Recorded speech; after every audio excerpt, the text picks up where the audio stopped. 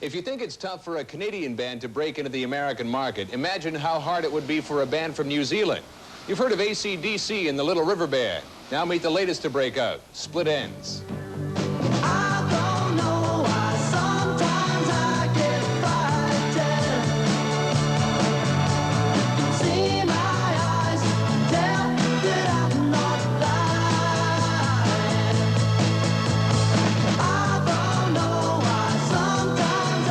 Split Enz' latest LP, True Colors, kept the Pink Floyd Wall album out of the #1 position in Australia.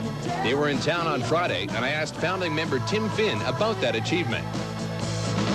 The Wall was #1 everywhere, I think, except for Australia, and we were very proud of that. You know, it's good to keep the heavyweights out once in a while.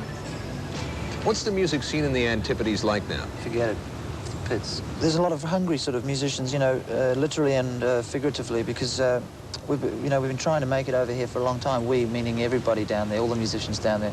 So there's this real obsession and this real hunger to make it. So that creates a fairly stimulating environment. And in Australia, particularly, the media and, well, just the media generally, radio, TV, newspapers, whatever, very supportive of the local thing. It's very common for you know, usually the top band in Australia at any given time is either an Australian or a New Zealand band. What happened to the original deal that you had lined up with Chrysalis Records? It was a marriage that didn't work, really. I mean, they believed in us, we believed in them, but it was just didn't happen, commercially speaking. We didn't sell enough records, and so they just took us up to their office one day and said, you've got to prove to us that you can write a hit single. And we said, well, it's time for us to do another album. You know, we want to do an album. And they said, no, you know, it's time for us to say yes or no to you, and we're saying to a single, or else forget it. So we said, okay, let's forget it, because we owed them $150,000, and by dropping us, we immediately cancelled that debt, and we thought, oh, well, we just walk into another contract, but we crawled. Tim, you've done something quite interesting with your new album, True Colors. I've never seen anything like that before.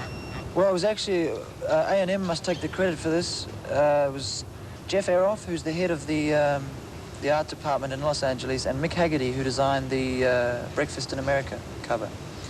They did it between them, and it just ties in so nicely with the name of the album, and it's an inducement. You know, it's pull your pants down time.